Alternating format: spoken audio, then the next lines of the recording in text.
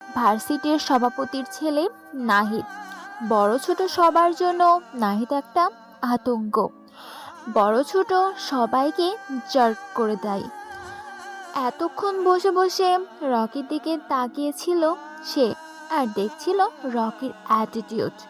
প্রায় সব মেয়েই চেয়ে আছে রকির দিকে, যার জন্য নাহিদ রেগে গিয়ে তার বন্ধুদের কথাটা বলে।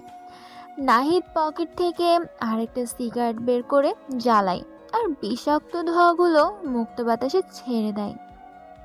পিছন থেকে আরাফ নামের একটা ছেলে দৌড়ে এসে হাঁপাতে হাঁপাতে নাহিদের সামনে দাঁড়িয়ে বলতে থাকে, নাইস, নতুন ছেলেটার নাম রকি, তৃতীয় বর্ষে পড়ে, আমাদের থেকে এক ক্লাস নিচে। আরাফের কথা শুনে নাহিদ সিগারেট টানতে টানতে বলে, তাহলে তো বেশ ভালো হবে আমার, কারণ সে তো আমার জুনিয়র।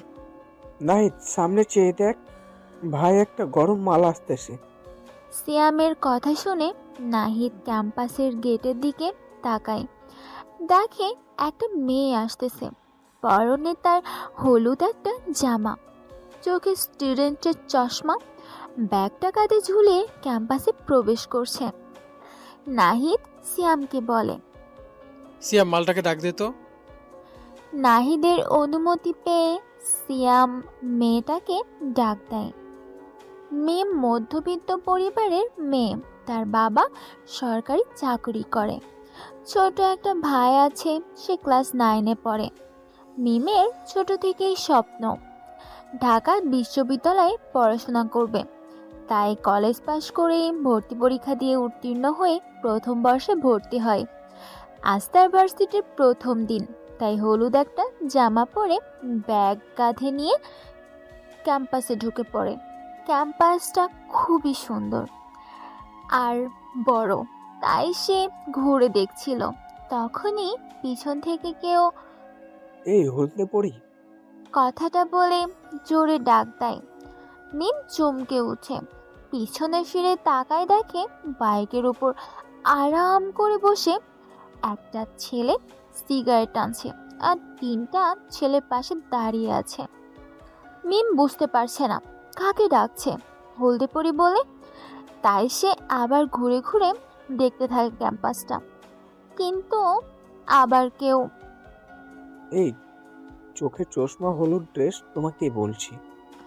কথাটা বলে ডাক দেয়। মিম আশেপাশে তাকিয়ে দেখে ক্যাম্পাসে এমন হলুদ ড্রেস সে ছাড়া আর কেউই পরেনি, তাই সে ছেলেগুলোর কাছে যেতে থাকে। মিম সবাইকে উদ্দেশ্য করে বলে, জি ভাইয়া, আমাকে এভাবে ডাকার কি কারণ? মিমের কথা শুনে নাহিদ হালকা করে ছোট্ট একটা হাসি দেয়। সিয়াম মিমকে বলে, মামুনি, ভার্সিটিতে নতুন এসেছো? মিম বুঝতে পেরেছে তার সাথে এখন কি করা হবে, তাই সে জবাব দেয়, জি ভাইয়া, প্রথম বর্ষে ভর্তি হয়েছি। আরাফ নিজের জায়গা থেকে হালকা সরে এসে মিমের পাশে দাঁড়িয়ে বলতে থাকে, তা মামনি, দেখতে তো খুব সুন্দর, রূপে তো আগুন ধরেছে। তা সেই আগুনের পড়ার একটু সুযোগ দিও আমাদের।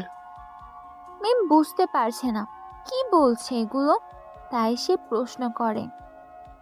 ভাইয়া কি বলছেন, বুঝতে পারছি না।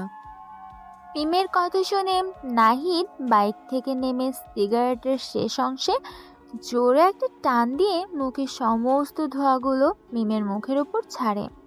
মিম জোরে জোরে কাশতে থাকে, যেন নিঃশ্বাস বন্ধ হয়ে যাওয়ার উপক্রম। মিমের অবস্থা দেখে সবাই জোরে জোরে হাসতে থাকে। নাহিদ মিমের একেবারে কাছাকাছি চলে আসে, দুজনের নিঃশ্বাস দুজনের মুখের উপর পড়ছে। মিমের খারাপ লাগছে, তবুও নাহিদকে কিছু বলছে না। নাহিদ ডান হাত নিয়ে মিমের চুলের পিছনে চাপ দিয়ে ধরে কানের কাছে মুখটা নিয়ে বলতে থাকে। তোকে আমার পছন্দ হয়ে গেছে। নাহিদের কথাটা শেষ হওয়ার সাথে সাথে মিম সামান্য দূরে যেয়ে নাহিদের বাম গালে কষে একটা চড় মেরে চিৎকার করে বলেন, তুই কি আমাকে সেসব মেয়েদের মতো পেয়েছিস যারা দেহ বিক্রি করে খায়? আমি কি পতিতা? এতই যদি মেয়েদের দেহের লোভ থাকে তাহলে পতিতারে চলে যা। কথাটা বলে মিম থামে না, দৌড়ে ক্লাসের দিকে চলে আসে। আর নাহিদ সেখানে দাঁড়িয়ে দাঁড়িয়ে বাম গালে হাত দিয়ে রাগে ফুঁসতে থাকে। এই ছেলে, তুমি অনেকক্ষণ ধরে দেখছি বাইরের দিকে চেয়ে আছো। নতুন এসেছো আর এখনই ক্লাসে মনোযোগ নেই। বাইরে তাকিয়ে কি দেখো? কথাটা শুনে রকি বাইরের দিকে দৃষ্টিটা সরিয়ে সামনে থাকা স্যারের দিকে তাকায়। তিনিই রকিকে উদ্দেশ্য করে কথাটা বলে। রকি এতক্ষণ বাইরের নাহিদের কর্মকাণ্ড দেখছিল আর রাগে ফুঁসছিল। রকির ক্লাসের জানালা দিয়ে ভালো করেই বোঝা যায় যেখানে নাহিদরা বসে থাকে। রকি নিজের মাথাটাকে ঠান্ডা করে স্যারকে জবাব দেয়। স্যার, কিছু দেখছিলাম না, এমনি ভালো লাগতেছিল না, তাই বাইরের দিকে তাকিয়েছিলাম। স্যার চশমা ঠিক করে রকিকে বলে। নতুন জায়গায় প্রথম প্রথম এমন মনে হবে, আস্তে আস্তে ঠিক হয়ে যাবে। তা তুমি কোথা থেকে এসেছো? রকি উত্তর দেয়। আমার নিজের কোনো শহর নেই, যেই শহরে পা রাখি ওইটাই আমার শহর হয়ে যায়। রকির এমন উত্তর শুনে সবাই অবাক। বলে কি ছেলেটা, নিজের কোনো নির্দিষ্ট শহর নেই? রকি সবার দিকে চেয়ে ছোট করে একটা মুচকি হাসি দেয়। স্যার ক্লাস সম্পন্ন করে বাইরে চলে যায়। অনেক স্টুডেন্টের রকির সাথে বন্ধুত্ব করতে আসে, কিন্তু রকি ধনী পরিবারের কারোর সাথে বন্ধুত্ব করতে চায় না। রকি দৃষ্টি যায় সবার লাস্ট বেঞ্চে বসে থাকা একটা ছেলের দিকে, যার পরনে ময়লা ঢিলে ঢালা সাদা কালারের শার্ট, চোখে মোটা ফ্রেমের চশমা, চুলগুলো খানিকটা বড়, মুখে দাড়িতে ভরে গেছে, শরীরের রংটা হালকা কালো। কিন্তু কেউ ছেলেটার পাশে বসছে না, কারণ ক্লাসের সবাই ধনী পরিবারের সন্তান, ভালো ভালো জামা কাপড় পরা। কিন্তু ছেলেটা গরিব, শরীরে নেই ভালো জামা কাপড়, তাই তার পাশে কেউ বসছে না। রকি নিজের সিট থেকে উঠে দাঁড়ায় আর ছেলেটির পাশে গিয়ে বসে। রকিকে দেখে ছেলেটা অবাক হয়ে যায়, কেননা যেখানে কোনো স্টুডেন্ট তার আশেপাশে বসে না, তার সাথে বন্ধুত্ব করে না, কিন্তু আজ হঠাৎ করে নতুন একটা ধনী পরিবারের ছেলে নিজ ইচ্ছায় তার পাশে বসেছে। এটা যেন তার বিশ্বাস হচ্ছে না। রকি ছেলেটার হালকা উজ্জ্বল মুখটা দেখে মুচকি হেসে ছেলেটাকে বলে। নাম কি তোমার? ছেলেটা মাথা নিচু করে জবাব দেয়। আবির। আমরা কি ফ্রেন্ড হতে পারি? আমি রকি। বলেই হাতটা বাড়িয়ে দেয় আবিরের দিকে। আবির অবাক হয়ে যায়। বলে কি ছেলেটা, গরিব ছোট লোক একটা ছেলের সাথে ওর মতো স্মার্ট ছেলের ফ্রেন্ড হওয়ার হাত বাড়িয়ে দিয়েছে। বুঝতে পারছে না আবির কি করবে, তবুও ভদ্রতার জন্য আবির কাঁপতে কাঁপতে হাতটা রকির সাথে মিলায়। রকি স্মিত হাসে। রকি কখনো ধনীদের পছন্দ করে না, গরিবের প্রতি সে নিজের একটা টান অনুভব করে, তাই সে গরিবের উপর অত্যাচার সহ্য করতে পারে না। রকি আবিরকে নিয়ে ক্লাস থেকে বেরিয়ে আসে, ক্যাম্পাসের আম গাছের নিচে বসে পড়ে। আবির রকির সাথে কথা বলতে কেমন যেন লজ্জা লজ্জা লাগছে। রকি আবিরকে প্রশ্ন করে। আবির, ওইখানে কতগুলো ছেলে বাইকের উপর বসে থাকে, ওরা কারা? জানিস বা চিনিস তুই? আবিরের খুবই পরিচিত ছেলেগুলো, নাহিদ, সিয়াম, আরাফ, সাকিন, যারা ভার্সিটির প্রথম দিন থেকে আবিরকে জাগ দেয়। আবির চায় না নাহিদের কাছে যাতে রকি জাগ খায়, তাই সে সাবধান করার জন্য বলে। বাইকের উপর আরাম করে যে বসে থাকে ওর নাম নাহিদ। এই ভার্সিটির সভাপতির ছেলে খুবই খারাপ, ছোট বড় সবার জন্য একটা আতঙ্ক, কারণ সে প্রতিদিন কারো না কারোর সাথে র্যাগিং করে। আর পাশে যারা থাকে সবাই তার বন্ধু, বড়লোক ঘরের সন্তান, তাই ক্ষমতার জোরে এগুলো করে। তুই নাহিদের কাছ থেকে দূরে দূরে থাকবি। রকি হাসতে থাকে আবিরের কথা শুনে আর বলতে থাকে। আবির, তুই হয়তো জানিস না আমি কে। আমার ক্ষমতা কতটুকু। তাই ওই নাহিদকে ভয় পাওয়ার কিছু নেই। হতে পারে আমার পরিচয় পেলে আমার সাথে এমন করবে না। আমি দেখি সে আমার সাথে কি কি করতে পারে। আবির সন্দেহের দৃষ্টিতে তাকিয়ে থাকে রকির দিকে। সে বুঝতে পারছে না রকির কি এমন ক্ষমতা আছে যার কারণে সে নাহিদকে ভয় পাচ্ছে না। তাই সে প্রশ্ন করে ফেলে, রকি, তোর কি এমন ক্ষমতা যার জন্য তুই নাহিদকে ভয় পাচ্ছিস না? রকির কাছে আবিরের করা প্রশ্নটা ভালো লাগে, কিন্তু রকি এখনই তার পরিচয় কাউকে দিতে চায় না। তাই আবিরকে বলে, আবির, তুই কি মিস্টার কিংকে চিনিস? আবির মাথা নাড়ায়, যার মানে সে এমকে কে চেনে। জানিসই তো তার কি ক্ষমতা আছে। আমার একটা বড় ভাই আছে যে এমকের সাথে কাজ করে। এখন যদি নাহিদ আমার সাথে খারাপ কিছু করে, তাহলে বড় ভাইকে বললে সে এসে নাহিদকে যা করার তাই করবে। তবে আমি দেখতে চাই সে আমার সাথে কিছু করে কিনা। রকির কথা শুনে আবিরের কেমন যেন বুকের ভিতর প্রশান্তির বাতাস বয়ে যায়, যেন অনেক দিনের কিছু আশা পূরণ হতে যাচ্ছে। আচ্ছা রকি, তুই তো কত ধনী পরিবারের সন্তান, কিন্তু তুই নিজে স্মার্ট হয়ে কেন একটা বস্তির গরিব ছেলের সাথে ফ্রেন্ডশিপ করলি? তুই চাইলেও তো কত ধনী ছেলে মেয়েদের সাথে বন্ধুত্ব করতে পারতি, কিন্তু তা করিসনি কেন? রকি নিজের চোখ জোড়া বন্ধ করে সামনে ভেসে ওঠে তার মায়ের রক্তাক্ত দেহটার কথা। সে দীর্ঘ নিঃশ্বাস ফেলে আবিরকে জবাব দেয়, জানিস, আমিও তোর মতো কোনো এক সময় গরিব বস্তিতে থাকতাম, কিন্তু সময়ের সাথে সব বদলে আমার জীবনটা উচ্চ শিখরে পৌঁছে গেছে। আমার মার নিষেধ ধনী পরিবারের সন্তানের সাথে যেন চলাফেরা না কি, আর এমনিতেই আমার এই বিলাসিতার জীবন ভালো লাগে না। তাই মূলত আমি তোর সাথে বন্ধুত্ব করেছি, এই আর কি, আর কি না। রকির এরকম উত্তরে রকির প্রতি আবিরের শ্রদ্ধা বৃদ্ধি পায়। আবির আবারও রকিকে প্রশ্ন করে, আচ্ছা রকি, তখন যে স্যার তোকে জিজ্ঞেস করেছিল তুই কোন শহর থেকে এসেছিস, তখন এমন রহস্যময় উত্তর দিয়েছিস কেন, সেটা বল।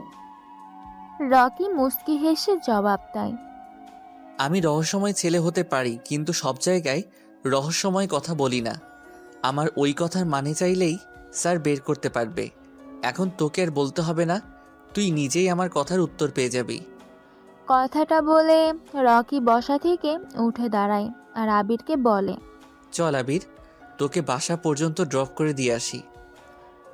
আবিরও বসা থেকে উঠে দাঁড়ায় আর রকিকে বলে, ভাই, তুই গরিবের সাথে চলাফেরা করতে পারিস, কিন্তু গরিবের বাড়িতে যেতে পারবি না, কারণ গরিবদের বাসার অবস্থা অনেক খারাপ, যা তুই সহ্য করতে পারবি না।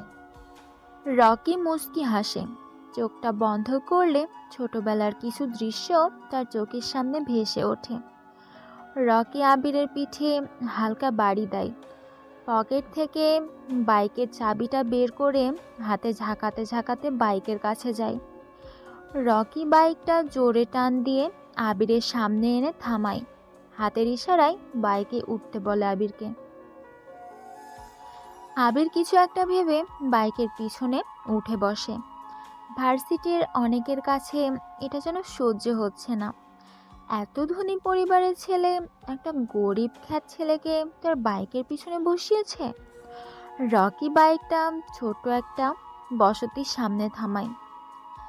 আবির বাইক থেকে নেমে রকিকে বলে, ভদ্রতার জন্য বললাম বাসায় আসার জন্য, কিন্তু ব্যাচেলার মানুষ একা থাকি, আমার বাসার পরিবেশ ভালো না, তাই বাসায় আসার জন্য বললাম না, কিছু মনে করিস না। রকি মুচকি হেসে বলে, আরে, তুই না বললেও আমি যেতাম, কিন্তু আমার কিছু গুরুত্বপূর্ণ কাজ আছে, যার জন্য আজ যেতে পারবো না। অন্য আরেক দিন অবশ্যই যাব, তুই না করলেও। আবিরের ঠোঁটের কোণে হাসির রেখা ফুটিয়ে রকিকে বিদায় জানায় আর ভাবতে থাকে রকির সম্পর্কে। হঠাৎ কোথা থেকে যেন আবিরের কাছে উদয় হলো এক অচেনা আগন্তুক, আর এসেই ভাইয়ের মতো বন্ধুর হাত বাড়িয়ে দেয়। রকি, আমি পরের বার এমপি নির্বাচন করতে চাই। তুই এটার ব্যবস্থা করে দিবি। কিছুক্ষণ আগেই মেয়র সাদ্দাম খান রকিকে দেখা করার জন্য ডাকে। আবিরকে নামিয়ে দিয়েই রকি সাদ্দামের বাগান বাসতে চলে আসে। দুজন দুজনের সামনাসামনি বসে, কারোর মুখে কোনো কথা নেই। সাদ্দাম জানে রকি ঠান্ডা মাথার খেলোয়াড়, তাই সে নিজ থেকে রকিকে উদ্দেশ্য করে কথাটা বলে। রকি কিছুই বলে না, পকেট থেকে সিগারেটের প্যাকেটটা বের করে একটা সিগারেট চালায় আর বিষাক্ত ধোঁয়াগুলো নাক দিয়ে ছাড়তে থাকে। সাদ্দাম জানে রকির এই একটা বদ অভ্যাস আছে, সেটা হলো সে সিগারেটের ধোঁয়া নাক দিয়ে বেশি ছাড়ে। রকি একটু শব্দ করে হাসে, যেই হাসিতে লেগে আছে রহস্যময় কিছু আভা, আর সাদ্দামকে বলে, সাদ্দাম ভাই, সবাই জানে গুরুত্বপূর্ণ কথার সময় আমার হাসি আসে। কী জন্য হাসি পায় জানি না আমি, তবে আমার মাইন্ড খেলার জন্য হাসাটা খুবই প্রয়োজন। আমি জানতাম আজ হঠাৎ কেন আমাকে ডেকেছেন, তাই হেসেছি। তবে পরের বার এমপি নির্বাচন করতে হলে তো রফিক চৌধুরীকে সরিয়ে দিতে হবে। সাদ্দামও পকেট থেকে একটা সিগারেট বের করে টানতে থাকে আর রকিকে বলে, আমি জানি তুই চাইলে কোনো কিছুর ব্যাপার না, তবে রফিক চৌধুরীকে সরানো এতটা সহজ হবে আমার মনে হয় না। রকির কানে কথাটা বারবার বাজতে থাকে, তাই সে রেগে পাশে থাকা কাচের ফুলদানিটা ভেঙে ফেলে, জোরে চিৎকার দিয়ে বলে, এই রকির কাছে কোনো কিছু অসম্ভব নেই। আমি পারি, সব পারি। আমি রফিক চৌধুরী কেন আরও উপরের কাউকে মারতে আমার সময় লাগবে না। একটা ফোনই যথেষ্ট। আপনি পরের বার এই সিটির এমপি হবেন। সাদ্দাম মুচকি হাসে। সে জানে রকি পারে না, এমন কোনো কাজ নেই। রকি একবার যে কাজ হাতে নেয় ওইটা ছিনিয়ে নেওয়ার বুক আছে তার। রকি, তোমার কি অতীতের কথা মনে পড়ে? রকি চোখ জোড়া বন্ধ করে অতীতের কিছু ঘটনা তার চোখের সামনে ভেসে উঠছে। রকি চায় না অন্ধকার অতীতকে সামনে এনে সদ্য ভবিষ্যৎটাকে নষ্ট করা, তাই সে বসা থেকে উঠে দাঁড়ায় আর সাদ্দামকে উদ্দেশ্য করে বলে, এই শহরে আমার পরিচয় আমি আর আপনি ছাড়া কেউ জানে না। আমি চাই না কেউ আমার সম্পর্কে কিছু জানুক, তাহলে কিন্তু পরেরটা আর নাই বললাম। আসি আমি, রাতে একটা মিশনে যেতে হবে। শহরে নতুন এসেই ঝামেলাটা না করলেই পারতে, তা আজ রাতে আর শেষ দিন। হয়তো কোনো এক পাপিষ্ঠের গরিবদের কাছ থেকে টাকা লুটে নিজের ব্যাংক ব্যালেন্স বাড়াচ্ছে। কথাটা বলে রকি মেইন দরজাটা খুলে বাইরে বেরিয়ে যায়। সাদ্দাম চাইলেও রকিকে আটকাতে পারবে না, তাই বৃথা চেষ্টা করে লাভ নেই। ঢাকার একজন প্রভাবশালী ব্যবসায়ী আহাদ চৌধুরী, আজমিরপুরের অফিসে বড় একটা মিটিং ছিল, যার জন্য আসতে একটু রাত হয়ে গেছে। গুলশানের নির্জন এলাকা দিতে গাড়িটা চালাচ্ছে আহাদ চৌধুরীর ড্রাইভার শামীম। আহাদ চৌধুরী ভিতরে বসে বসে মোবাইল চালাচ্ছে। চারিদিকে অন্ধকার, দূরে দূরে দেখা যাচ্ছে ল্যাম্পপোস্টের আলো। হঠাৎই শামীম দেখতে পায় রাস্তার মাঝে বাইকের উপর আরাম করে বসে আছে কোনো এক আগন্তুক, মুখে তার জ্বলন্ত সিগারেট।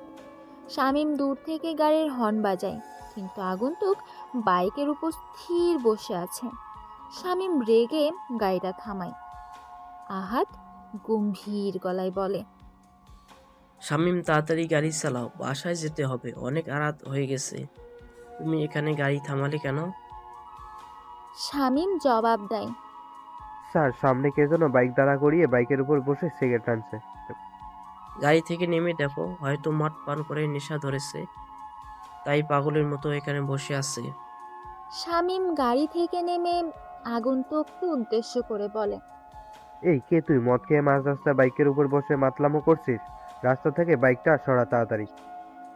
কিন্তু আগন্তুকটা বাইরের উপর স্থির হয়ে বসে বসে সিগারেট টানছে।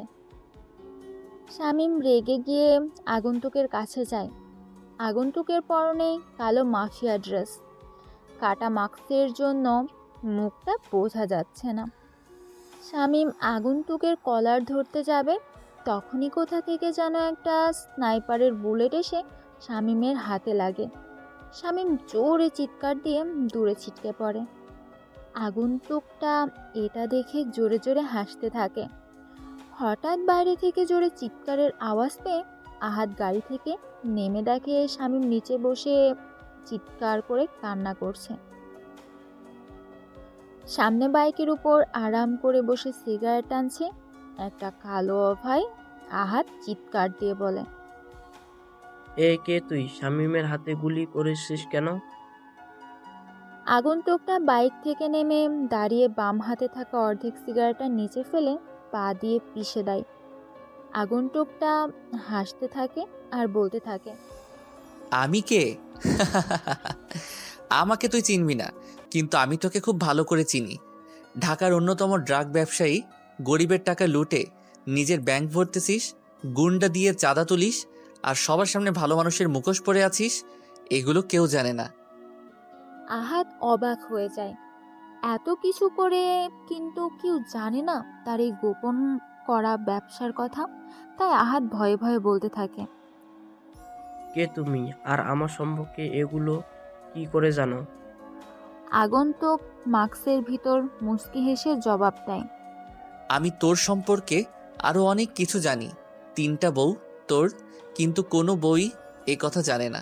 রাতের পর রাত মেয়ের নেশায় ডুবে থাকিস তুই। আরো শুনবি? এবার আহাদ কান্না করে দেয়। তুমি এগুলো জানো কিভাবে? প্লিজ এই বিষয়টা আমাদের মধ্যে রেখে দাও। তুমি এবার শামীমকে গুলি করলে কেন? কি চাও তুমি বলো, আমি দিয়ে দেব এখনই। তবুও আমাকে কিছু করবে না প্লিজ। আগন্তুকটা জোরে হাসতে হাসতে বলে, তুই আমাকে কি দিবি?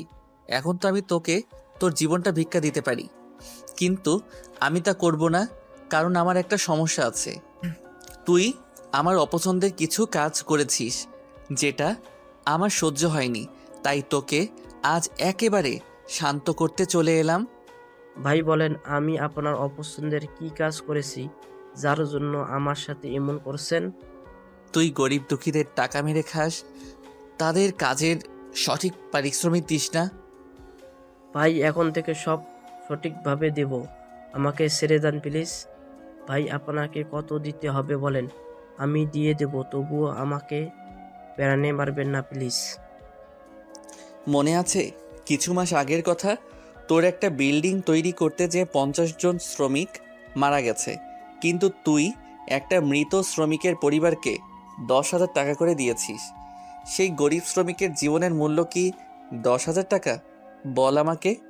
ভাই গরিবের জীবনের কোনো মূল্য নেই, এরা বেঁচে থেকে দেশের জনসংখ্যা বৃদ্ধি করছে। আর আমি এখন আপনাকে একটা অফার করছি, গাড়িতে 50 লক্ষ টাকার একটি ব্রিফকেস আছে, আপনি সব টাকাগুলো নিয়ে আমাকে ছেড়ে দেন। কথাটা শুনে আগন্তুকটা পিছন থেকে একটা ধারালো ছুরি বের করে আহাদের দিকে এগিয়ে যায়। আগন্তুকের কাণ্ডে আহাদ ভয় পেয়ে পিছিয়ে যায়, কিন্তু আগন্তুকটা আহাদের ডান হাত থেকে আহাতের ডান হাতটা ধরে কেটে ফেলে। হালকা চাঁদের আলো দূর থেকে ল্যাম্পপোস্টের আলোয় স্পষ্ট বোঝা যাচ্ছে তাজা রক্তগুলো পিচ ঢালা রাস্তায় পড়ে যাচ্ছে। কুনুই আর কবজির মাঝ বরাবর থেকে কাটা হয়েছে হাতটা, কাটা অংশটুকু রাস্তায় পড়ে আছে। আহাদ ব্যথায় জোরে জোরে চিৎকার করে কান্না করছে।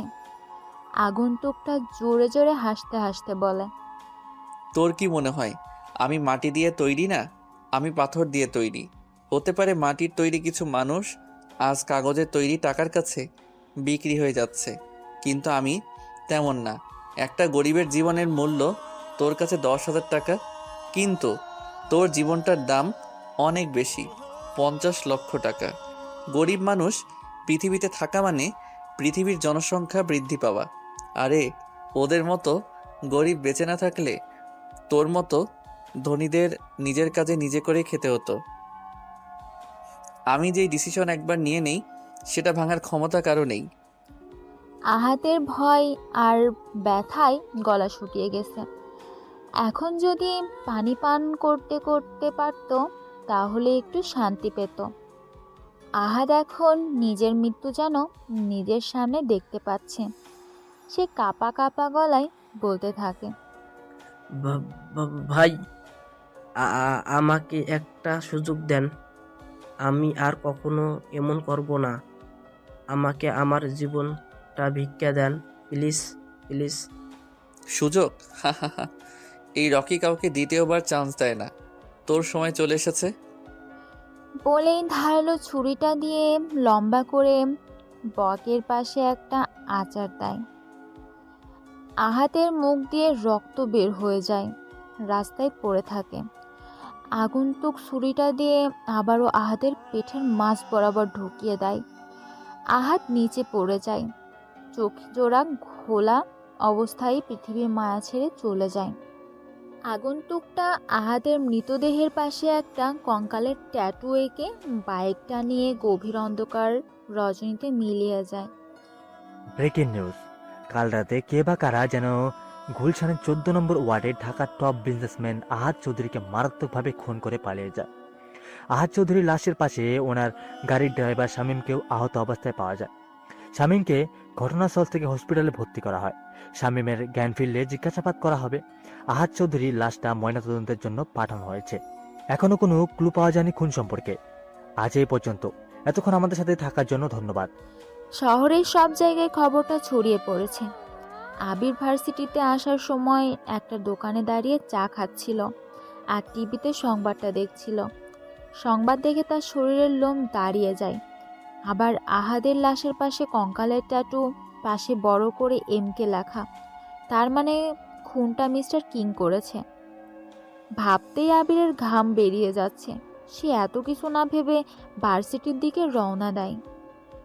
রকি আজও তার R15টা নিয়ে ভার্সিটিতে প্রবেশ করে। বাইকটা পার্ক করে ক্লাসরুমের দিকে আসবে, তখনই কোথা থেকে একটা মেয়ে এসে রকিকে জড়িয়ে ধরে। রকি অবাক হয়ে যায়। হঠাৎ করে অজানা অচেনা একটা মেয়ে এমন কাজ করবে ভাবতেই পারছে না। এই কে আপনি? আর আমাকে এইভাবে জড়িয়ে ধরার মানে কি? আমি নীলা, তোমার সাথেই পড়ি। কাল তোমাকে দেখে তোমার উপর ক্র্যাশ খেয়েছি। জীবনে প্রথম কোনো ছেলেকে দেখে আমার এত পছন্দ হয়েছে। আমি তোমাকে ভালোবাসি। হোয়াট? কি বলছেন আপনি? আপনার মাথা ঠিক আছে? কালকের দেখায় আজই ভালোবেসে ফেলেছেন আমাকে? এগুলোকে ভালোবাসা বলা হয় না, আবেগ। সব কিছুদিন পর সব ঠিক হয়ে যাবে। রকি, সত্যি আমি তোমাকে ভালোবেসে ফেলেছি। এটা আবেগ না, এটা আমার ভেতর থেকে আসা অনুভূতি। বিশ্বাস করো আমাকে, প্লিজ অ্যাকসেপ্ট করে নাও আমাকে। দেখেন নীলা, আপনাকে আমি আজ প্রথম দেখেছি, আর আজই ভালোবাসি বলে দিব এটা সম্ভব না। ভালোবাসার প্রধান অস্ত্র হলো মন। দুইটা মন মিল থাকলে ভালোবাসা হয়, কিন্তু আমি এখনো আপনার প্রতি কিছু ফিল করতে পারছি না, তাই এটাকে বোকামি ছাড়া আর কিছুই বলবো না আমি। আচ্ছা, সময় নাও, কিন্তু বেশি সময় আমি তোমাকে দিতে পারবো না। আরেকটা কথা, তুমি এখন আমার জিনিস। কোনো মেয়ের দিকে চোখ তুলে তাকাবে না। বুঝতে পারছো আমার কথা? রকি বিরক্ত বোধ করছে নীলার সাথে কথা বলতে। মেয়েটা বেশি কথা বলে, যা রকির একটুও ভালো লাগে না। তাই মাথাটা নাড়িয়ে ক্লাসের দিকে চলে আসে। ক্লাসে এসেই চোখ যায় পিছনের সিটে আবিরের সাথে কিছু ছেলে মজা করছে, আর আবির মাথাটা নিচু করে সব সহ্য করছে। রকির জন্য এটা সহ্য হয় না, তাই রেগে সেখানে যে বলতে থাকে, এখানে কি হচ্ছে? সবাই আবিরের সাথে এমন করছো কেন? পিছন থেকে রকির গলার আওয়াজ পেয়ে সবাই পিছনে ফিরে তাকায়। দেখে রকি রাগী মুডে দাঁড়িয়ে আছে। ছেলেগুলোর মধ্যে থেকে ইয়াসিন নামের ছেলেটা হাসতে হাসতে বলে, সবাই দেখ, আবিরের বড়লোক বন্ধু চলে এসেছে। শালা যে কি করেছে কে জানে, যার জন্য রকির মতো ধনী একটা ছেলে খ্যাতটার সাথে বন্ধুত্ব করেছে। এই ছেলে, মুখ সামলে কথা বলো। আবির প্রথমে এসে আমার সাথে বন্ধুত্ব করেনি, বরং আমি আগে যে বন্ধুত্বের হাত বাড়িয়ে দিয়েছি। তোমাদের যা বলার আমাকে বলো। আবিরকে এগুলো বলছো কেন? রকির কথা শুনে সবাই অবাক। রকি ছেলেটা বলে কি এত ধনী হয়েও গরিব ছেলের সাথে নিজ ইচ্ছায় বন্ধুত্ব করছে। ছেলেগুলো সেখানে আর দাঁড়ায় না, চলে আসে নিজ নিজ সিটে। রকি যে আবিরের পাশে বসে। আবির মাথাটা উঁচু করে রকিকে বলে, রকি, আমার জন্য তোকে অনেক কথা শুনতে হবে। এর চেয়ে ভালো হবে তুই আমার সাথে আর বন্ধুত্ব রাখ না। আবিরের কথা শুনে রকি মুচকি হেসে বলে, বন্ধুত্ব যখন করেছি সেটা ধরে রাখার শক্তি আমার আছে। কথায় আছে না যে পিছু লোকে কিছু বলে, ঠিক তেমনি অনেকে অনেক কিছু বলবে, কিন্তু তোকে থামা যাবে না। তাহলে তুই উচ্চ শিক্ষরে পৌঁছাতে পারবি। আচ্ছা আবির, তুই আমাদের ক্লাসের নীলা নামের মেয়েটাকে চিনিস? ভালো করে চিনি। কেন, তুই হঠাৎ নীলের কথা জিজ্ঞেস করছিস কেন? কিছু হয়েছে? না, তেমন কিছু হয়নি। ক্লাসে আসার আগে আমাকে প্রপোজ করেছে, কিন্তু আমি সময় নিয়েছি। বলতে পারিস বিরক্ত লাগে মেয়েটাকে। এখন নীলার সম্পর্কে তুই যা জানিস আমাকে বল। ন্যায় ছোট বোন নীলা খুবই রাগী একটা মেয়ে। আমাকে একদমই সহ্য করতে পারে না। গরিবদের দু চোখে দেখতেই পারে না। বড় লোকের মেয়ে ভাবে একটু বেশি দেখায়। ভালো না মেয়েটা আমার কাছে মনে হয়। এবার তুই ভেবে দেখ, সম্পর্ক করবি নাকি করবি না। আমার কাছেও মেয়েটা ভালো মনে হয়নি। আবার সামনে আসলে না করে দিব। আর আমি ভালো মেয়ে না পেলে এইসবে জড়াবো না। আবির কিছু বলতে যাবে, এর আগে ক্লাসে স্যার চলে আসে। সবাই স্যারকে সম্মান জানায়। স্যার ক্লাস করাতে করাতে একসময় স্যার রকিকে প্রশ্ন করে, এই নতুন ছেলে রকি, তুমি দাঁড়াও। রকি বসা থেকে উঠে দাঁড়ায় আর বলে, জি স্যার। স্যার এমন একটা প্রশ্ন করে যা শুনে রকি মুচকি হেসে জবাব দিতে শুরু করে। আচ্ছা রকি, তুমি তো নতুন, তাহলে তোমাকে সহজ একটা প্রশ্ন জিজ্ঞেস করি। অনেকেই বলে ধনীরা নাকি গরিবের হক মেরে খায়। এই সম্পর্কে তোমার কি মতামত? তুমি নিজে থেকে ব্যাখ্যা করো। রকি স্যারের প্রশ্ন শুনে মুচকি হাসে, কারণ প্রশ্নের উত্তরটা তার জানা আছে। তাই সে বলতে থাকে, স্যার, সব ধনী লোক যে গরিবের কাছ থেকে তার হক মেরে খায় এটা আমি বলবো না। কারণ মানুষের মধ্যে ভালো খারাপ আছেই। হয়তো কিছু লোক মনে করে গরিবের হক মেরে নিজে আরও ধনী হয়ে যাবে। আবার কিছু লোক নিজের সম্পদ কমানোর জন্য গরিব দুঃখীদের দান করে দেয়। এই শহরে এমন অনেক প্রভাবশালী লোক আছে যারা গরিবের হক মেরে খায়, কিন্তু দেখা গেছে কিছুদিন পরই সে কোনো কঠিন রোগে আক্রান্ত হয়ে মারা যাচ্ছে। আমি জানি না কেন ধনীরা গরিবদের সাথে এমন করে, তবে আমার জীবনের একটা বড় লক্ষ্য এই গরিব দুঃখীদের জন্য কিছু একটা করে যাওয়া। স্যার, আমার অবস্থানটা যতই দূরে বা বড় হোক না কেন, গরিবের সাথে কেমন যেন একটা আত্মার সম্পর্কে প্রকাশ পায় আমার মাঝে। আমি এখানে কারো প্রিয় হওয়ার জন্য মিথ্যে মিথ্যে কথা বা উদ্দেশ্য করিনি। যতটুকু পেরেছি নিজ থেকে উপস্থাপন করেছি। ধন্যবাদ। রকি, তুমি ঠিক বলেছ। আমাদের সবারই উচিত গরিবদের জন্য নিজের সাহায্যের হাত বাড়িয়ে দেওয়ার। রকি অনুমতি নিয়ে নিজের সিটে বসে ক্লাস সম্পূর্ণ করে। ক্লাস শেষ করে বাইরে বেরিয়ে যায় আবির আর রকি। আজ প্রচণ্ড গরম পড়েছে। গ্রীষ্মের দুপুর, সূর্য মাথার উপরে সোজা কিরণ দিচ্ছে। রকি আর আবির আম গাছটা নিচে যে বসে আছে, কারো মুখে কোনো কথা নেই। পিনপিন নীরবতা বিরাজ করছে দুজনের মধ্যে। নীরবতা ভেঙে প্রথমে রকি বলা শুরু করে, কিরে আবির, চুপ করে আছিস কেন? মন খারাপ নাকি? না রে, বসে বসে তোর কথা চিন্তা করছি। রকি অবাক হয়ে বলে, আমার কথা আবার কি চিন্তা করছিস? আবির মুচকি হাসি দিয়ে বলে, তুই একজন ধনী পরিবারের ছেলে হয়ে গরিবের প্রতি তোর কত ভালো ভালো ধারণা, কিন্তু কিছু ধনী ছেলে মেয়ে আছে যারা গরিবদের জন্য সহ্য করতে পারে না। তুই তাদের তুলনায় কত আলাদা, এটা চিন্তা করছিলাম। আবির শোন, যখন তোর কাছে অনেক অনেক টাকা থাকবে তখন তুই ভুলে যাবি যে তুই কে।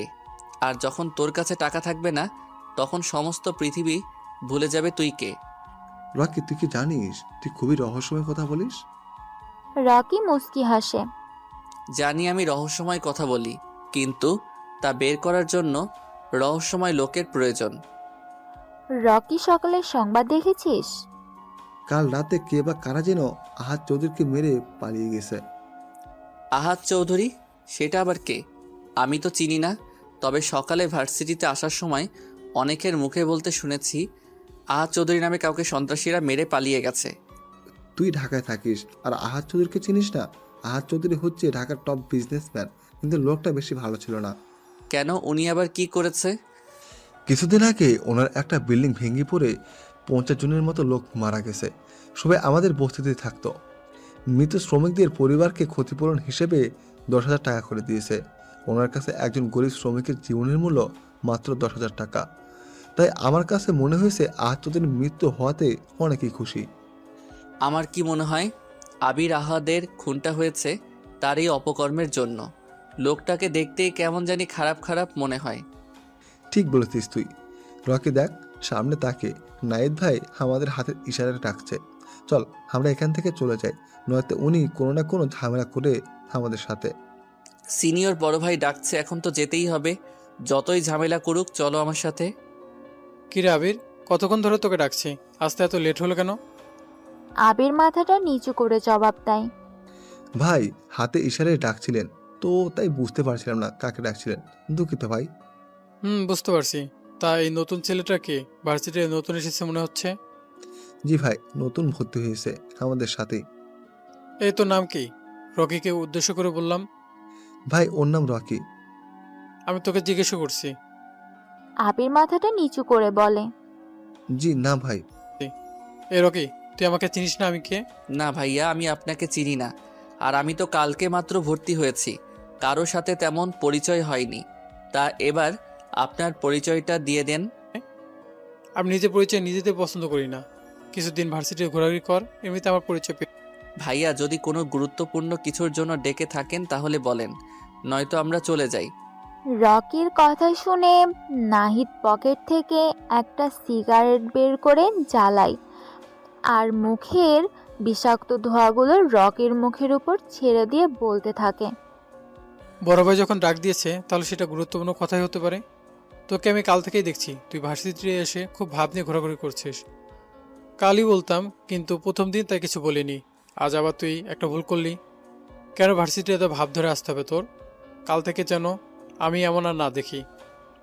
আজ তোকে সাবধান করে দিলাম, মনে থাকার জন্য কথাটা। তোরা এখন যেতে পারিস। রকি বুকের উপর ঝুলিয়ে রাখা চশমাটা ফু দিয়ে চোখে লাগিয়ে ভাব নিয়ে বলতে থাকে। ক্যাম্পাসটা কারো বাবার না, যার যেমন ইচ্ছে সে সেইভাবে চলবে। আর আমি কাল থেকে আরও বেশি করে ভাব নিয়ে ভার্সিটিতে আসব। দেখি আপনি আমার কি করতে পারেন। কথাটা বলেই আবিরের হাত ধরে টানতে টানতে চলে আসে সেখান থেকে। দেখছিস না ছেলেটা কেমন খারাপ, তোর সাথে কেমন ব্যবহার করে। এগুলো একটা কিন্তু মানা যায় না, কিছু একটা ব্যবস্থা করতে হবে। আমি দেখছি ব্যাপারটা, তোদের চিন্তা করতে হবে না। ও সব ভাবনা আমি বের করে দিব। আবির আর রকি এসে আবার আম গাছের নিচে বসে পড়ে। আবিরের চোখে ভয় বিরাজ করছে, কারণ নাহিদদের সাথে কেউ খারাপ ব্যবহার করলে তার ফল ভালো হয় না। এখন যদি রকির এমন কিছু করে, এটা ভেবেই আবিরের বুক কেঁপে উঠছে। রকি, তুই নাহিদের সাথে এমন না করলেও পারতি। এর পরিণাম কিন্তু ভয়ঙ্কর হতে পারে, মনে রাখিস আমার কথাটা। রকি মুচকি হেসে বলে। আবির, তোকে আগেই বলেছি নাহিদ আমার কাছে কোনো ব্যাপার না, হাতের ময়লা। আর তুই এটা বল যে সামনে দিয়ে আসছে মেয়েটাকে। আবির সামনের দিকে চেয়ে দেখে নীল রঙের জামা পরে একটা মেয়ে এদিকেই আসছে, কিন্তু আবির মেয়েটাকে চিনতে পারছে না। আজই ভার্সিটিতে প্রথম দেখছে, তাই রকিকে বলে। রকি, মেয়েটা মনে হয় ক্যাম্পাসে নতুন, আগে তো কখনো দেখিনি। মেয়েটার চেহারায় একটা মায়া কাজ করে, কেমন যেন ইনোসেন্ট ভাব রয়েছে তার মধ্যে। কি ব্যাপার রকি, মেয়েটাকে দেখে প্রেমে পড়ে গেলে নাকি? আরে দূর, আমি কি বলছি মেয়েটাকে ভালোবাসি? প্রথম দেখাতে কি ভালোবাসা হয়ে যায়? তবে মেয়েটা দেখতে খারাপ না, আমার পছন্দ হয়েছে, এর সম্পর্কে আমার জানতেই হবে। আরে সমস্যা নেই, একই ভার্সিটিতে যখন পড়ে মেয়েটার সম্পর্কে সব জানা যাবে। আবির আর ক্লাস করব না, চল কোথাও থেকে ঘুরে আসি। আরে ক্লাস ফাঁকি দিয়ে এখন ঘুরতে যাওয়া যাবে না। আবির চল আমার সাথে ক্যাম্পাসে, আর ভালো লাগছে না। বলে রকি তার বাইকটা নিয়ে আবিরের সামনে দাঁড়িয়ে বলে। ওঠ, কাছে একটা জায়গায় যাব। রকি, ক্লাস ফাঁকি দিয়ে যাওয়াটা ঠিক হবে না। আবির ওঠ বলতেছি, আমার কিন্তু রাগ হচ্ছে। রকির জোড়াজুড়িতে আবির বাইকের পিছনে উঠে বসে। রকি বাইকটা চালিয়ে শহর থেকে একটু দূরে একটা লেকের পাড়ে দাঁড় করায়। বাইক থেকে নেমে আবির অবাক হয়ে যায় এমন একটা মনোরম পরিবেশ দেখে। সামনে একটা বড় ঝিল, আশেপাশে গাছপালা, হিমেল হাওয়া বয়ে যাচ্ছে চারিপাশে। এখানে এসে মনটা ভালো হয়ে গেছে, তাই রকিকে উদ্দেশ্য করে বলে। রকি, জায়গাটা খুবই সুন্দর, কিন্তু তুই এমন জায়গায় খুঁজে পেলে কিভাবে? আগেও আসছিস মনে হয়। রকি মুচকি হেসে জবাব দেয়। আরে না, আমি আগে কখনো এখানে আসিনি। এই জায়গার নাম অনেক শুনেছি, তাই আসলাম তোকে নিয়ে। আবির আর রকি কিছুক্ষণ পর সেখান থেকে চলে আসে। আবিরকে নামিয়ে দিয়ে চলে আসবে তখনই রকির মোবাইলে একটা কল আসে। রকি বাইকটা থামিয়ে পিছনের পকেট থেকে মোবাইলটা বের করে হাতে নিয়ে দেখে স্ক্রিনের ওপর সোহেল নামটা ভেসে উঠেছে। রকি ফোনটা রিসিভ করে বলতে থাকে। সোহেল, ওই দিকের কি অবস্থা? বস, শালাকে ধরে এনেছি, এখন কি করব? আমার আস্তানায় নিয়ে বেঁধে রাখ, আমি আমার সময় চলে আসব। আজকে ঢাকার সবচেয়ে ধনী এবং ক্ষমতাশীল রাজনৈতিক নেতা আরিয়ান আহমেদকে ধরে আনার জন্য রকি কিছু ছেলে পাঠিয়েছে। আরিয়ান আহমেদকে ধরে আনার পর সোহেল নামের একটা ছেলে রকিকে ফোন দিয়ে জানায়। রকি মুচকি হেসে বাইকটা স্টার্ট দেয়। সময় রাত 11:45। রকি বিএমডাব্লিউটা নিয়ে তার পুরনো আস্তানার সামনে দাঁড়িয়ে আছে। বাইরে হালকা বৃষ্টি পড়ছে। একজন ছেলে হাতে একটা ছাতা নিয়ে রকির গাড়ির গেট খুলে দিল। রকি প্রথমে তার পাজোড়া বের করে পরে মাথাটা বের করে। পরনে তার কালো ড্রেস, কালো হাত মোজা, উপরের অংশ কাটা, লম্বা হুডওয়ালা টুপি, কাটা মাস্ক দিয়ে মুখটা ঢাকা। হাতে থাকা অর্ধেক জ্বলন্ত সিগারেট কয়বার জোরে টান দিয়ে বৃষ্টিতে ভেজা রাস্তায় ফেলে রুমের দিকে যেতে থাকে। ছেলেটা ছাতাটা বন্ধ করে রুমের শাটারটা খুলে রকি ভিতরে প্রবেশ করে। 40 ওয়াটের একটা বাল্ব ছোট আটকা রুমটা হলদে আলোয় আলোকিত হয়ে আছে। সামনে চেয়ারে সাথে বাঁধা আরিয়ান আহমেদ, তার চোখে মুখের অবস্থা বেশি ভালো না। চুলগুলো কপাল ছাড়িয়ে ছিটিয়ে আছে। ডান গালে মনে হয় কেউ জোরে চড় দিয়েছে, যার কারণে ঠোঁটের কোনায় রক্ত জমাট বেঁধে কালো হয়ে গেছে। আরিয়ানকে শক্তিশালী ড্রাগস পুশ করার জন্য তার এখনো জ্ঞান ফেরেনি। তাই রকি হাতের ইশারায় পিছনে দাঁড়িয়ে থাকা আরিস নামের ছেলেটাকে আরিয়ানের মুখে পানি মারার জন্য ইশারা দেয়। আরিফ আরিয়ানের মুখের উপর পানি দেয়, যার ফলে সে কিছুক্ষণ পর চোখ মেলে তাকায় আর নিজেকে চেয়ারের সাথে বাঁধা অবস্থায় আবিষ্কার করে। আরিয়ান এটা দেখে উত্তেজিত কণ্ঠে বলে। ভাই, কে আপনারা? আর আমাকে এখানে ধরে এনে বেঁধে রাখার মানে কি? আমার সম্পর্কে কোনো ধারণা আছে আপনাদের? দেখেন, ভালোই ভালোই বলছি, আমাকে ছেড়ে দেন, নয়তো আপনাদের সবগুলোর এমন অবস্থা হবে যা ভাবতেও পারবেন না। রকি মুচকি হেসে বলতে থাকে। আমি কে সেটা তোর জানা লাগবে না, তুই কে সেটা সবাই ভালো করে জানে।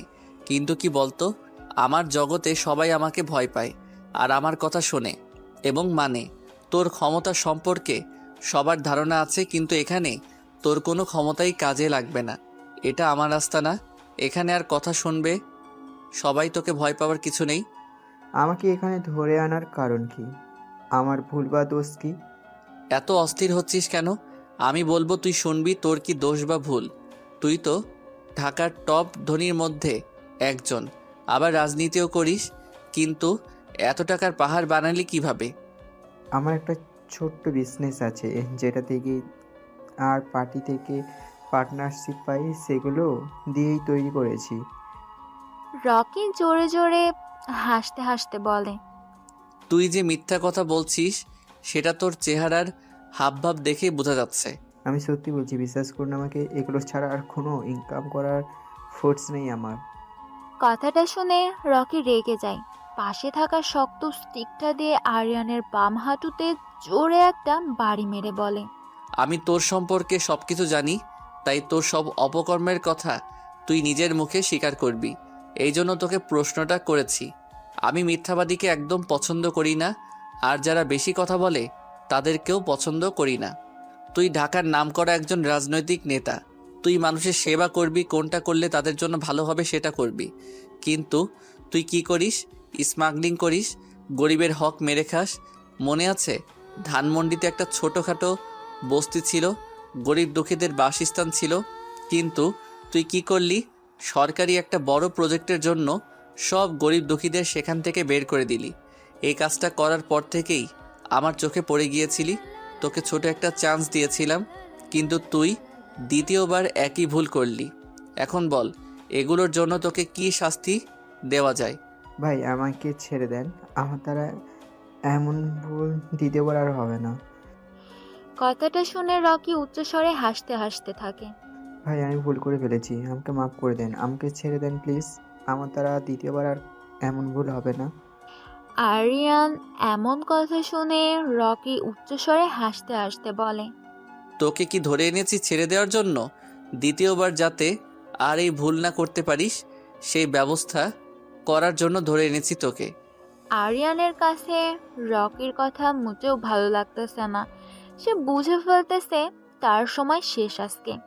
সামনে ভয়ঙ্কর রকিকে দেখে বোঝা যাচ্ছে আরিয়ানের মৃত্যু যেন এখন মাথার উপর। আর কিছুক্ষণ, তারপরই তার চিরদিনের জন্য নিথর হয়ে যাওয়া।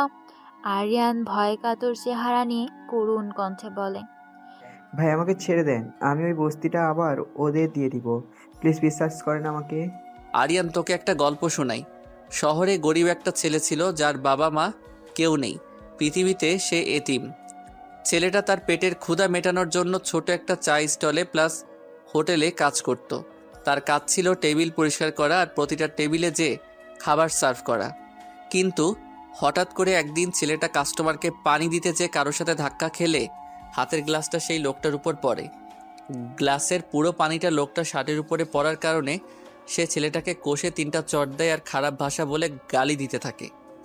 মৃত মা বাবাকে গালি দেওয়ায় ছেলেটা তা সহ্য করতে না পেরে নিচে পড়ে থাকা ভাঙা অর্ধেক গ্লাসটা দিয়ে লোকটার গলায় চালিয়ে দেয়। দোকানের মালিক ভয় পেয়ে যায় এটা দেখে, তাই সে পুলিশকে ফোন দিয়ে ছোট ছেলেটাকে ধরিয়ে দেয়। কথাগুলো বলে থামে রকি। সামনে থাকা টেবিলের উপর সিগারেটের প্যাকেটটা হাতে নিয়ে তার থেকে একটা সিগারেট বের করে নিজের ঠোঁটে চাপে। জ্বলন্ত সিগারেট যেন রকির ঠোঁট জোরে পুড়ে যাচ্ছে, তবুও সে থেমে নেই, এক মনে সিগারেট টানছে। রকি এবার একটু রহস্যময় হয়ে বলে। আরিয়ান, আমার গল্পটা শুনে কি তোর কিছু মনে পড়ছে? আরিয়ান রকির কথা শুনে অনেকটা অবাক হয়ে যায়, কারণ রকি এতক্ষণ আরিয়ানের ছেলেবেলার গল্প বলছিল। প্রতিদিন রাতে ঘুমাতে যাওয়ার সময় আরিয়ান চোখ জোড়া বন্ধ করলে ছোটবেলার কিছু দৃশ্য তার চোখের সামনে ভেসে বেড়ায়। আরিয়ান যতই অতীতকে ভুলতে চায়, কিন্তু অতীত তাকে তত ব্রাশ করে ফেলে। চাইলেও যেন এটা সে ভুলতে পারে না। সে অবাক হয়ে রকিকে জিজ্ঞাসা করে, কে তুই, আর তুই আমার ছোটবেলার কথা জানিস কিভাবে? রকি সিগারেটে আরেকটা টান দিয়ে বলে, তোকে আগেই বলেছি আমি কে, তা তোর না জানলেও চলবে। আর তোর ছোটবেলার গল্প আমার অজানা নয়। এখনো কিছু ঘটনা বাকি আছে, শুনতে থাক। ছেলেটার বয়স কম থাকায় তার শাস্তি কম হয়। দীর্ঘ 14 বছর পর ছেলেটা জেল থেকে ছাড়া পায়, চলে আসে পুরনো সেই বস্তিতে যেখানে সে ছোট থেকে বড় হয়েছে। বস্তির সবাই ছেলেটাকে মুন্না নামে চিনত। এলাকায় ছোটোখাটো মাস্তানি করত, কিন্তু একদিন ভাগ্য তার সহায় হয়। এলাকার সবচেয়ে ধনী ব্যক্তির বাড়িতে সে আর তার কিছু বন্ধু মিলে ডাকাতি করে। এভাবে তারা একটা গ্যাং তৈরি করে ফেলে, যার লিডার হয়ে যায় মুন্না ভাই। কিছু বড় বড় রাজনৈতিক নেতার সাথে ঘোরাঘুরি করে রাজনীতিতে ঢুকে যায়। আস্তে আস্তে রাজনীতি করতে করতে ভালো পজিশনে পৌঁছে যায়। জনগণ তাকে আরিয়ান আহমেদ নামে চিনতে থাকে। আর এখন সে একজন ধনী এবং ক্ষমতাশালী রাজনৈতিক নেতা আরিয়ান আহমেদ। তুই আমাদের সম্পর্কে এত কিছু জানলি কিভাবে? আমি জানি তুই সাধারণ কেউ না, কিন্তু তুই আমার সাথে এমন করে কি পাবি? তোর যত টাকা লাগে আমি দিব, তবু আমাকে এখান থেকে মুক্তি দে। থাক না কিছু কথা অজানা। মানুষ জাতিটাই এমন, সারা জীবন সফল জীবনযাপন করে মৃত্যুর সময় আফসোস করে মারা যায়। তোর ভুল একটাই, তুই গরিব দুঃখীদের প্রতি অবিচার আর অত্যাচার করিস। তোর অনেক টাকা হয়ে গেছে। অর্থ মানুষকে পিশাচ করে তোলে, আবার অর্থই মানুষকে মহৎ করে তোলে। আবার তুই তোর নামটা ভালো জায়গায় নিয়ে গেলি না। এখন তোর জীবন বাঁচাতে তোর টাকা ক্ষমতা কোনোটাই কাজে আসবে না। দয়া করে আমাকে ছেড়ে দে। আমি এখন থেকেই গরিব দুঃখীদের প্রতি অবিচার আর অত্যাচার করব না। আমি কাউকে দ্বিতীয়বার সুযোগ দেই না। আর পৃথিবীতে খারাপ মানুষ রেখে লাভ নেই। মানুষ নিজের মৃত্যু নিজেই কামনা করে। কথাটা বলে রকি পিছন থেকে একটা পিস্তল ডান হাতে নিয়ে নাড়াচাড়া করে বলে, এই পিস্তলে 5টা বুলেট আছে, সবগুলোই তোর কপালে করব। আরিয়ান চেয়ারের সাথে হেলান দিয়ে বসে আছে। চরম অসহায়তা ফুটে উঠেছে তার চেহারার চাহনিতে। আরিয়ান বিশ্বাসই করতে পারছে না যে আজ তার এই পৃথিবীতে শেষ দিন। মাথাটা নিচু করে হাত দুটোর দিকে তাকায়। এই দুইটা হাত দিয়ে কতই না মানুষকে হত্যা করেছে সে। আরিয়ার মৃত্যুর কথা বারবার জপছে। জীবনের এই শেষ বেলায় সে নিজের অপরাধ নিয়েও চিন্তিত। নিচু গলায় রকিকে উদ্দেশ্য করে বলে, আকাশ সমান আমার অপরাধ, তবুও তোমার কাছে আমার আত্রি। তোমার দয়া আমার জন্য সম্ভাবনা, হিসেব শুধু শাস্তি আমার পাওনা। আরিয়ানের এমন আবেগী কথাই রকির মন একটুও নরম হয় না। পিস্তলটা সোজা কপাল বরাবর তাক করে। আরিয়ান কিছু বলতে পারে না। এর আগেই রকি পিস্তলের ট্রিগার চাপ দেয়। 100 ডিগ্রি সেলসিয়াস তাপমাত্রায় গরম বুলেট আরিয়ানের কপালটা ভেদ করে চলে যায়। কপাল থেকে তাজা রক্ত বের হচ্ছে। আরিয়ানের প্রবল ভয় আর অস্থিরতা গ্রাস করছে। মৃত্যুকে এত কাছ থেকে দেখে আরিয়ানের এমন অবস্থা দেখে রকি হি হি করে হেসে বলে ওঠে, মরণের কষ্ট কেমন লাগে আরিয়ান? দেখ কত নিষ্পাপ মানুষ খুন করেছিস তুই।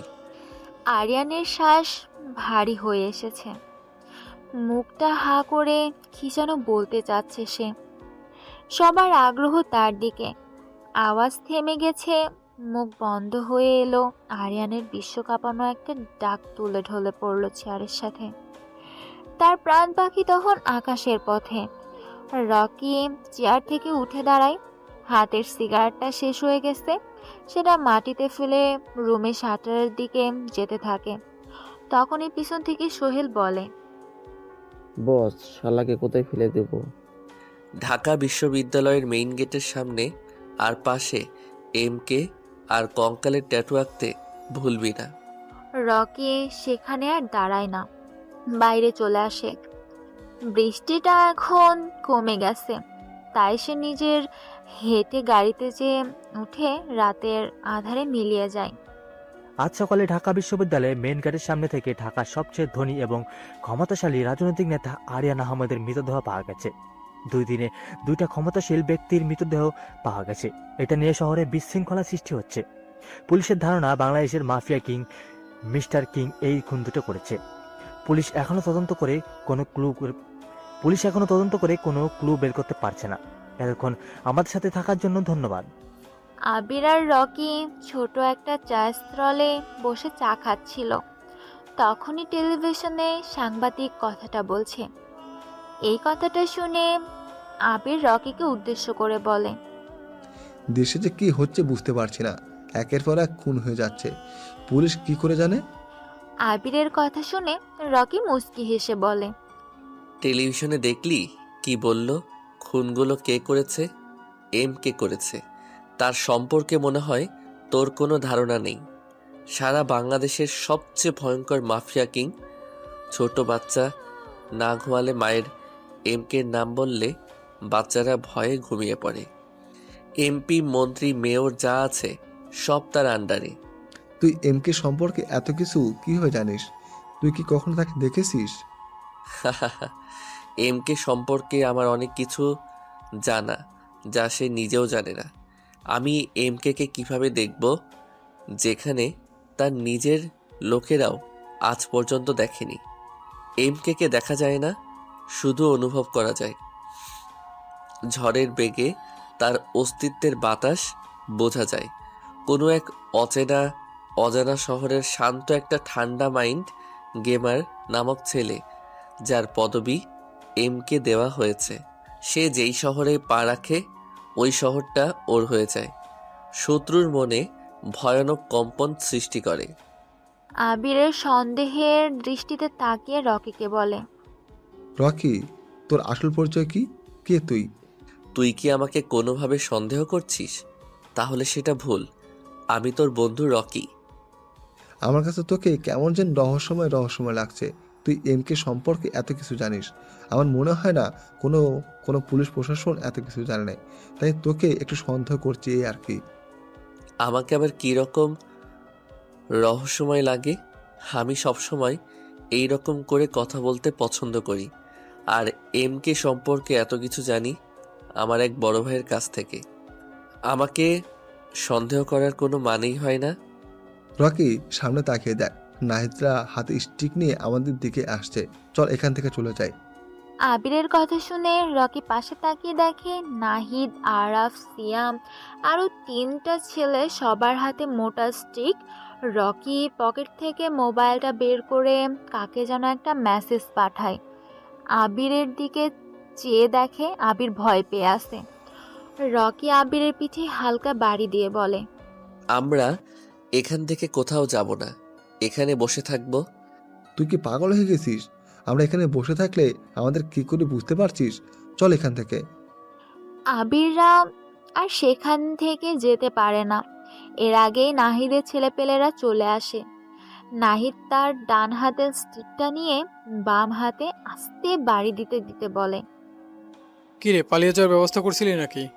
পালিয়ে যাব কেন? আবির হালকা ভয় পাচ্ছিল, তাই আমাকে চলে যাওয়ার জন্য বলছিল। আবির দেখ, ও ভয় পাচ্ছিল, কিন্তু তুই ভয় পাচ্ছিলি তাই না আমাদের দেখে? রকি মুচকি হেসে বলে, তোমাদের ভয় পাওয়ার কি আছে, যার জন্য ভয় পাবো? কালকে তো খুব ভাব নিয়ে বলে গিয়েছিলি আমার কথা শুনবি না। আজ এর উপযুক্ত শাস্তি দেবো তোকে আমি। দেখব বড় বড় কথা কোথায় যায়। এত 4-5টা ছেলে নিয়ে আমাকে মারার জন্য চলে এসেছো? হি হি হি হি। এরা আমাকে মারবে, হাসি পাচ্ছে আমার। নাহিদ স্টিকটা দিয়ে রকির বাম পায়ে জোরে একটা বাড়ি মারে। রকি নিচে পড়ে যায়, কিন্তু ব্যথায় কোনো চিৎকার করছে না।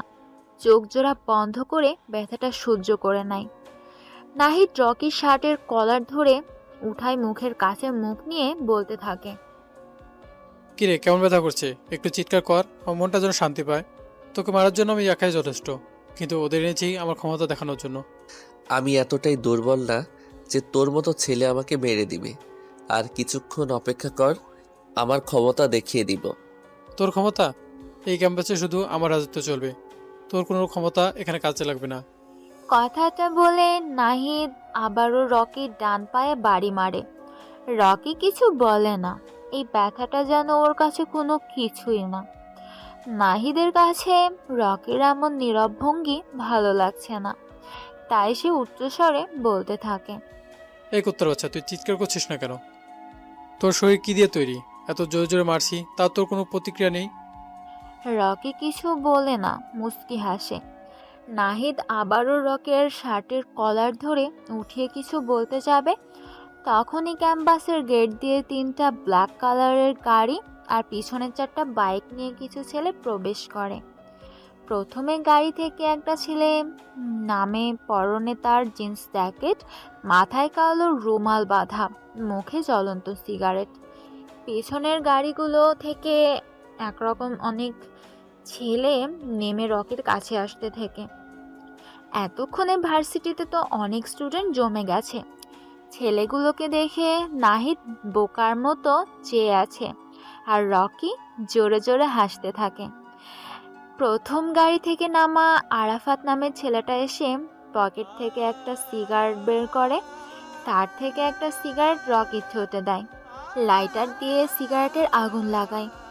রকি সিগারেটটা টানতে থাকে। আম গাছের নিচে পাকা মিনারের উপর আরাম করে বসে।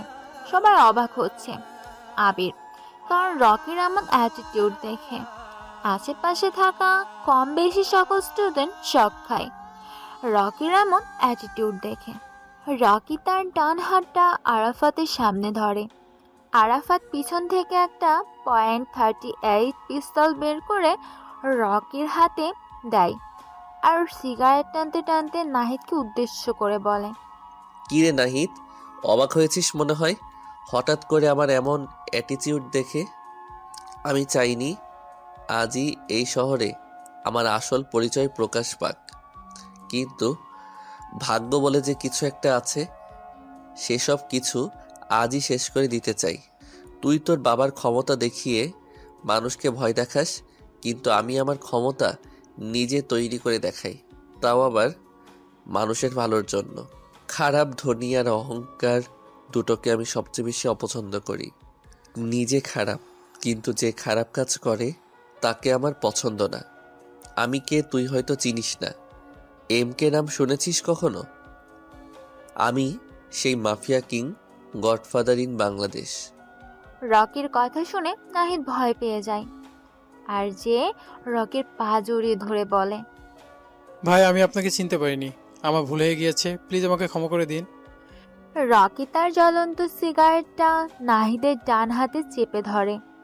নাহিদ ভয়ে ও ব্যথায় জোরে চিৎকার দিয়ে ওঠে। এটা দেখে রকির ঠোঁটের কোণে হাসির ঝলক রেখা বলতে থাকে, কি রে, কেমন লাগে? জ্বলন্ত আগুনের ছ্যাঁকা, আমাকে মারা এত সহজ না। আমি তোকে আজ মারবো না, কারণ মশা মেরে হাত কালো করার কোনো প্রশ্নই আসে না। 2টা স্টিক আর 5-6টা ছেলে নিয়ে বখাটেদের মতো মাস্তানি করা যায়, কিন্তু মাফিয়া কিং হওয়া যায় না। মাফিয়া কিং হতে হলে বখাটে নয়, মাইন্ড গেম খেলতে হবে। মাফিয়া জগৎটাই এমন হয়, মরো নয়তো শত্রুকে মারো। এখানে যে যত বেশি ভালো করে মাইন্ড গেম খেলতে পারবে, সে ততক্ষণ বেঁচে থাকতে পারবে। নাহিদ, তুই আমাকে চিনবি কিভাবে? আমি তো কখনো নিজের আসল পরিচয় নিয়ে মানুষের সামনে আসি না। তোকে আজ মাফ করে দিব, তবে তুই গরিবদের দেখতে পারিস না, এই জন্য ছোট একটা শাস্তির ব্যবস্থা আছে। ভাই আমি আপনার সম্পর্কে প্রকাশিত নোবেল থেকে জেনেছি, আপনি অনেক ভয়ানক। আপনার চোখের ইশারায় মানুষের গলা পড়ে যায়। প্লিজ ভাই আমাকে প্রাণে মারবেন না, আমি আপনার সব শাস্তি মানতে রাজি আছি। রকির হাতটা সামনের দিকে বাড়ায়। একটা ছেলে রকির হাতে স্টিকটা দেয়। রকি স্টিকটা হাতে নিয়ে নিচে পড়ে থাকা নাহিদের ডান পায়ে একটা জোরে বাড়ি মারে। নাহিদ জোরে চিৎকার করে, কিন্তু নাহিদকে বাঁচাতে কেউ সামনে আসে না। রকি হাসতে হাসতে বলে, কি রে, স্টিকের বাড়ি কেমন লাগে? ভাই আমাকে মারবেন না, আমার অনেক বড় ভুল হয়ে গেছে, আমার দ্বারা এমন ভুল আর কখনো হবে না, আমাকে ছেড়ে দিন প্লিজ, আমি কারোর সাথে এমন আর করবো না। রকি নাহিদকে আর কিছু না বলে আবিরের কাছে যেয়ে বলে, আবির, তুই এমন ভয় পেয়ে আছিস কেন? আবির ভয়কাতর চেহারা নিয়ে করুণ কণ্ঠে বলে, ভাই আমি আপনাকে চিনতে পারিনি, আপনার সাথে না বুঝে কত কিছু বলে ফেলেছি, আমাকে মাফ করুন প্লিজ। আবির, তুই আমার বন্ধু, ভার্সিটিতে এসে প্রথম তোর সাথেই বন্ধুত্ব করেছি। তোর মধ্যে ভালো গুণ রয়েছে যা ভার্সিটির কারো মধ্যে নেই। আমার আসল পরিচয়টা আরও আগেই তোকে বলতাম, কিন্তু কোনো এক অজানা কারণে সেটা আর বলা হয়নি। আজ আমাকে যেতে হবে, তোর সাথে আবার দেখা হবে। রকি কথাটা বলে ব্ল্যাক কালারের গাড়িতে যেয়ে বসে। ক্যাম্পাসের কম বেশি সবারই রকির প্রতি ভয় সৃষ্টি হয়েছে। রকি গাড়িটা স্টার্ট দেয়, মোবাইলে একটা কল আসে। মোবাইলের স্ক্রিনে স্পষ্ট বোঝা যাচ্ছে সাদ্দাম। রকি মুচকি হেসে মোবাইলটা কানে লাগায়। ফোনের ওই পাশ থেকে সাদ্দাম গম্ভীর গলায় বলতে থাকে, রকি, আজকে তুমি আমার সাথে দেখা করবে, সেটাও আবার রাতে। রকি একটু ভাবে যে সাদ্দাম তো কখনো ফোন দিয়ে দেখা করার জন্য ডাকে না, তাহলে আজ কি হলো। রকি সাদ্দামকে জিজ্ঞাসা করে, সাদ্দাম ভাই, আপনি তো কখনো ফোন দিয়ে দেখা করার জন্য আমাকে ডাকেন না, তাহলে আজ হঠাৎ এমন করে নিয়ম ভাঙার কারণ কি? ফোনের ওই পাশ থেকে সাদ্দাম হাসতে হাসতে বলে, রকি, আজ তোমার জীবনের গুরুত্বপূর্ণ একটা দিন। আজ আমাদের দেখা করাটা বেশি জরুরি, তাই ফোন দিয়ে ডাকলাম তোমাকে। রকি হালকা অবাক হয়, কারণ সাদ্দাম আজ রহস্যময় কথা বলছে যা রকি নিজেও ব্যাখ্যা করতে পারছে না। তাই সে জিজ্ঞেস করে, সাদ্দাম ভাই, আজ আপনি এমন রহস্যময় কথা বলছেন কেন? জীবনের গুরুত্বপূর্ণ দিন মানে বুঝতে পারছি না। সব সময় দেখে আসছি তুমি রহস্যময় কথা বলো, যার ব্যাখ্যা আমি নিজেও করতে পারি না। আজ না হয় আমি রহস্যময় কথা বললাম, তুমি তার ব্যাখ্যা বের করে চলে আসো। কোথায় দেখা করতে হবে? সেই আগের জায়গায়, যেখানে থাকবে না কোনো তৃতীয় ব্যক্তির আগমন। কথা হবে তোমার আর আমার। চলে আসো, তোমার জন্য সারপ্রাইজ আছে যা তুমি কখনো কল্পনাও করতে পারবে না। রকি কিছু বলতে যাবে, এর আগেই সাদ্দাম ওই পাশ থেকে ফোনটা কেটে দেয়। রকি বুঝতে পারছে না আজ তার সাথে কি হতে চলেছে, তাই সে গাড়ির স্টিয়ারিংয়ের দিকে মন দেয়। সময়টা রাত 11:30। রকি তার ব্ল্যাক কালারের R15.V3টা নিয়ে সাদ্দামের দেওয়া জায়গায় যাচ্ছে। শহর থেকে খানিকটা দূরে জায়গাটা। রাস্তার অবস্থা বেশি একটা ভালো না। রকির বাইকের আলোয় স্পষ্ট বোঝা যাচ্ছে কিছু গাড়ি এখান থেকে গিয়েছে। গাড়ির চাকার ছাপ এখনো স্পষ্ট বোঝা যাচ্ছে। রকি দেখতে পারছে কিছু দূরে কয়েকটা গাড়ি দাঁড়িয়ে আছে। একটা গাড়ির লাইট জ্বলে আছে, যার কারণে সামনের জায়গাটা বোঝা যাচ্ছে। রকির বাইকটা এসে থামে সেই গাড়িগুলোর কাছে। আশেপাশে সারি সারি গাছ, পাশে বড় একটা রাস্তা, তার পাশে ছোটখাটো একটা পুকুর। চাঁদের আলো এসে পুকুরে পড়ছে, আর পুকুরের আলো প্রতিফলন হয়ে জায়গাটা আলোকিত হয়ে উঠছে। রকি পরিবেশের অবস্থাটা দেখে সামনের চেয়ারে বসে থাকা সাদ্দামের দিকে যায়। সাদ্দাম একটা চেয়ারে বসে আছে, সামনে একটা ছোট্ট টেবিল, আর ওই পাশে আরেকটা চেয়ার। রকি যে খালি চেয়ারের পায়ের উপর পা তুলে আরাম করে বসে। কারো মুখে কোনো কথা নেই, দুজনের মধ্যে নীরবতা বিরাজ করছে। নীরবতা ভেঙে প্রথমে রকি বলে, সাদ্দাম ভাই, এখানে ডাকার কি কারণ? সাদ্দাম রকির দিকে ভালো করে চেয়ে দেখে। শরীরে বড় একটা কালো কোট, মাথায় বড় হুজুওয়ালা টুপি, মুখে কিছু নেই, শুধু বোঝা যাচ্ছে সাদা মুখে কালো চাপদাড়ি। সাদ্দাম টেবিলের উপর রাখা সিগারেটের প্যাকেট থেকে একটা সিগারেট বের করে তার ঠোঁটে চাপে। লাইটার দিয়ে সিগারেটে আগুন লাগায়, জোরে একটা টান দেয়। সিগারেটের প্যাকেট আর লাইটারটা রকির দিকে ঢিল মারে। সাদ্দাম মুচকি হেসে বলে, রকি, তোমাকে আজ অনেক কারণে এখানে ডাকা হয়েছে। কথাগুলো শুনতে নিজেকে প্রস্তুত করো। রকি তার সামনে থেকে সিগারেটের প্যাকেট থেকে একটা সিগারেট বের করে জ্বালায়। জোরে একটা টান দিয়ে বিষাক্ত ধোঁয়াগুলো উপরে ছেড়ে দিয়ে বলতে থাকে, রকি কথা শুনতে নিজের সবসময় প্রস্তুত রাখে, নয়তো এখনো পর্যন্ত এখানে আসতে পারতো না। আপনি বলতে পারেন কি বলতে চান, আমি শুনতে প্রস্তুত। রকি, তোমার নাক দিয়ে সিগারেটের ধোঁয়া ছাড়ার অভ্যাসটা আর গেল না। আচ্ছা, তুমি আমাকে এটা বলো যে আমার এমপি নির্বাচন করার কি ব্যবস্থা করলে? রকি আবারও নাক দিয়ে ধোঁয়া ছাড়তে ছাড়তে বলে, আমি এখন যেই কথাটা বলবো আপনিও নিজেকে প্রস্তুত করে নেন কথাটা শোনার জন্য। রকি, তোমার সাথে থাকতে থাকতেই তোমার মতন হয়ে গিয়েছি। তুমি বলো। সাদ্দাম ভাই, আপনি এমপি নির্বাচন করতে পারবেন না। কথাটা শুনে সাদ্দাম জোরে জোরে হাসতে থাকে আর বলে, আমি জানতাম তুমি এমনই কিছু একটা বলবে। রকি ভ্রু কুঁচকে বলে, আমি এমন কিছু বলবো এটা আপনি জানতেন কি করে? নিজের বাবাকে কেউ নিজের হাতে মারতে পারে এমন সৎসাহস তো কারোই নেই। ঠিক বললাম তো আমি? রকি অবাক হয়ে যায় সাদ্দামের মুখে এমন কথা শুনে। রকি ভাবতে থাকে কিভাবে এটা সম্ভব, তাই সে প্রশ্ন করে ফেলে। সাদ্দাম ভাই, আপনি এগুলো কি বলছেন? রফিক চৌধুরী আমার বাবা হতে যাবে কেন? উনি ভালো মানুষ আর গরিব দুঃখীদের পাশে থাকে, ভালো রাজনীতি করে, তাই তাকে আমি তার সম্মানিত চেয়ার থেকে উঠাতে পারবো না। রকি, তোমার কি ছোটবেলার কথা মনে পড়ে? কোথায় ছিলে? ছোট্ট একটা বসত বাড়িতে থাকতে তুমি, তোমার অসুস্থ মাকে নিয়ে। আর আজ আমি তোমাকে কোথায় নিয়ে এসেছি। চাইলে কিন্তু আমি মাফিয়া কিং হতে পারতাম, আমি তা করিনি। ছোট সেই টোকাই ছেলেটাকে রাস্তা থেকে তুলে এনে বানিয়ে দিলাম মাফিয়া কিং। আর সে আমার হয়ে কাজ করবে না, আমার কথা শুনছে না, তাহলে এতে আমার কি লাভ? দেখেন সাদ্দাম ভাই, আপনার উপকারের কথা আমার মনে আছে, কিন্তু একজন ভালো মানুষকে আমি মারতে পারবো না। এখন যদি এটা করে আমি আপনার কথা অমান্য করি, তাহলে এতে আমার কিছু করার নেই। রকির কথা শুনে সাদ্দাম রেগে বলে, রকি, তোর বাবার কথা কি মনে আছে? ঢাকার টপ ধনী ছিল তোর বাবা, আমার কাছের বন্ধু ছিল তোর বাবা। শুনবি কি হয়েছিল তোর বাবা মায়ের সাথে? রকি যেন বিশ্বাসই করতে পারছে না সাদ্দাম ভাইয়ের কাছে বন্ধু তার বাবা। রকি যেন বিশ্বাসই করতে পারছে না সাদ্দাম ভাইয়ের কাছের বন্ধু বাবা। তবে বুঝ হওয়ার পর রকি কখনো দেখেনি তার বাবাকে। মায়ের কাছ থেকে শুনেছিল তার বাবা নাকি অনেক ধনী ছিল। রকির অনেক জানার আগ্রহ ছিল তার বাবার সম্পর্কে, কিন্তু তার হয়ে ওঠেনি। তার আগেই অল্প বয়সে রকির মা ক্যান্সারে আক্রান্ত হয়ে মারা যায়। শুরু হয়ে যায় রকি টোকাই জীবন। বসতির কিছু ছেলে সাথে মিলে বোতল টোকাই করত। রকি যখন 10 বছর বয়স, তখন থেকেই সাদ্দামের সাথে পরিচয়। আজ মাফিয়া কিং হওয়ার পিছনে সাদ্দামেরই অবদান আছে।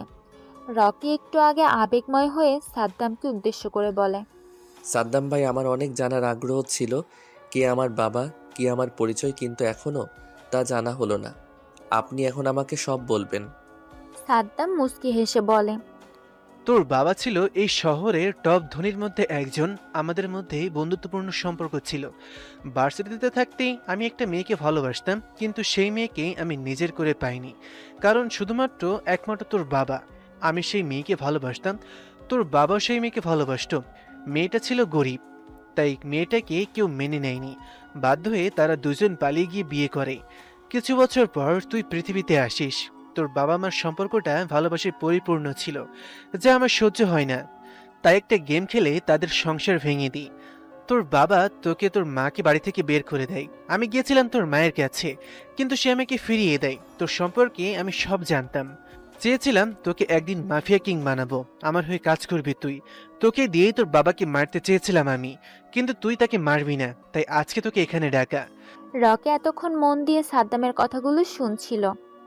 রকির হাতের সিগারেটটা পুড়ে প্রায় শেষ, তবুও রাগে সে জ্বলন্ত সিগারেটটা হাতে চেপে ধরে আছে। সামনে থেকে সিগারেট পকেট থেকে আরেকটা সিগারেট বের করে টানতে থাকে।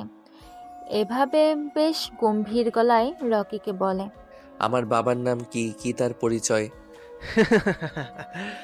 বাবার সম্পর্কে জানার আগ্রহ অনেক। তোর বাবা হচ্ছে এই শহরের এমপি রফিক চৌধুরী, যাকে মারার জন্য তোকে বলেছিলাম। সাদ্দামের কথা শুনে রকি বসা থেকে উঠে দাঁড়ায়। পিছন থেকে একটা পিস্তল বের করে সাদ্দামের দিকে তাক করে। সাদ্দাম রকিকে কিছু বলে না। সাদ্দাম টেবিলের উপর হালকা ভর দিয়ে সিগারেটের প্যাকেট আর লাইটারটা নিয়ে পকেট থেকে একটা সিগারেট বের করে ঠোঁটে লাগায়। মুচকি হাসে, কিন্তু কিছু বলে না। রকি অবাক হয়ে সাদ্দামের এমন নীরবতা দেখে। রকি শত্রুকে সামনে রেখে সময় নষ্ট করতে চায় না, তাই সে ট্রিগারে চাপ দিবে। এমন সময় কেউ পিছন থেকে শক্ত কিছু দিয়ে রকির মাথার পিছনে আঘাত করে। রকির হাত থেকে পিস্তলটা পড়ে যায়। ডান হাতটা মাথার পিছনে চলে যায়। মাথায় ফেটে রক্ত বের হচ্ছে। রকি নিচে পড়ে যায়। সাদ্দাম হাসতে হাসতে রকির মাথার কাছে নিচু হয়ে দেখে রকির শ্বাস এখনো চলছে। সাদ্দাম বসা থেকে উঠে দাঁড়িয়ে সিগারেট টানতে টানতে বলে, কতগুলো খুন করে মানুষকে ভয় দেখিয়ে আসল মাফিয়া কিং হওয়া যায় না। আসল মাফিয়া কিং হতে হলেই মাস্টারমাইন্ড থাকা লাগে। বুকের ভেতরে সাহসের প্রয়োজন হয়, যা এই রকির ভেতরে নেই। তোকে পাহারা দেওয়ার জন্য পালা কুত্তার প্রয়োজন হয়, কিন্তু আমি একাই 100। রকি কথাটা বলেই নিচে পড়ে থাকা পিস্তলটা হাতে পরপর 5টা গুলি করে। আশেপাশে দাঁড়ানো বডিগার্ডগুলো কারো বুকে কারো কপালে লেগে যায়। সাদ্দামের পাশে থাকা 2টা ছেলেগুলো করতে যাবে, এর আগে রকির পিস্তল থেকে 2টা বুলেট বের হয়ে 2টা বুলেটে যেয়ে তাদের কপালে লাগে। সাদ্দাম এগুলো দেখে ভয় পেয়ে যায়। সাদ্দামের হাতে থাকা অর্ধেক পুরা সিগারেট মাটিতে পড়ে যায়। রকি এক লাফে নিচ থেকে উঠে চেয়ারটা টান দিয়ে পায়ের উপর পা তুলে বসে একটা সিগারেট জ্বালায়। সিগারেটের বিষাক্ত ধোঁয়াগুলো নাক দিয়ে ছাড়তে থাকে। রকি দেখ, সবাইকে শেষ করলেও আমাকে তুই শেষ করতে পারবি না, কারণ তোকে আমি এতটুকু পর্যন্ত নিয়ে এসেছি। তুই আমাকে মারবি না। সাদ্দাম যেন কথাটা শেষ করতে পারছে না, এর আগেই রকি একটা গুলি করে। বুলেটটা যেয়ে সাদ্দামের ডান পায়ে লাগে। সাদ্দাম ব্যথায় চিৎকার দিয়ে ওঠে। রকি হাসতে হাসতে বলে, মাইন্ড গেম তুই খেলতে পারিসনি। তুই আমাকে নিয়ে মাইন্ড গেম খেলতে যে আমার মাইন্ড গেমের গুটি হয়ে গিয়েছিস। আমার মা মরার আগে বলে গিয়েছিল, একটা বেঈমান আমাদের সুখের সংসার ধ্বংস করে দিয়েছে। তার নাম সাদ্দাম খান, ঢাকার ছোট একটা রাজনৈতিক দলের লিডার। তখন বেঈমান কি এটা বুঝিনি, শুধু সাদ্দাম নামটা মনে রেখেছি। পৃথিবীর যেখানে থাকুক তাকে খুঁজে বের করে মারাটা আমার টার্গেট ছিল। কিন্তু 10 বছর বয়সেই তোর সাথে দেখা, চেয়েছিলাম সেখানেই তোকে মেরে দিব, কিন্তু তা করিনি। তোর একটা অফারের কথা শুনে নিজের মাইন্ডটাকে শান্ত করে মাস্টার মাইন্ড গেম খেলতে থাকি। আমি যার হাতে তৈরি তাকে আজ নিজ হাতে মারব, আমার মায়ের মৃত্যুর প্রতিশোধ নেব। রকি, তুই আমাকে মারতে পারবি না, কারণ তোর একটা দুর্বলতার জিনিস আমার কাছে। যার হারানোর কিছু নেই তার ব্যাপারে সতর্ক থাকো। আমার দুর্বল কোনো জিনিস নেই। মনে করে দেখ, ভার্সিটির একটা মেয়ে, নাম মনে হয় মিম। তুই মেয়েটাকে পছন্দ করিস, মেয়েটাও তোকে চিনে না। তোর জীবনের কোনো দুর্বল পয়েন্ট নেই, কিন্তু পছন্দের জিনিসটা তোর মন কেড়েছে। এটা তোর একটা দুর্বল পয়েন্ট। মেয়েটাকে নিবি নাকি আমার কাছে ছেড়ে দিবি? রাজি থাকলে ডিল ফাইনাল কর। রকি মেয়েটার কথা চিন্তা করে সাদ্দামের দেওয়া অফারে রাজি হয়ে যায়। মিম কোথায় সেটা বলো, তারপর তোকে ছেড়ে দিব। সাদ্দাম নিচ থেকে কষ্ট করে উঠে মুচকি হেসে রকিকে বলে, প্রথম ব্ল্যাক কালারের গাড়ির ভেতর আছে। কথাটা বলার জন্য ধন্যবাদ, তবে রকি বেইমানি করতে একটু বেশি পছন্দ করে, তাই তোর দেওয়া অফারটা নিয়ে তোকে ক্রেডিট না দিয়ে বিদায় করে দিব।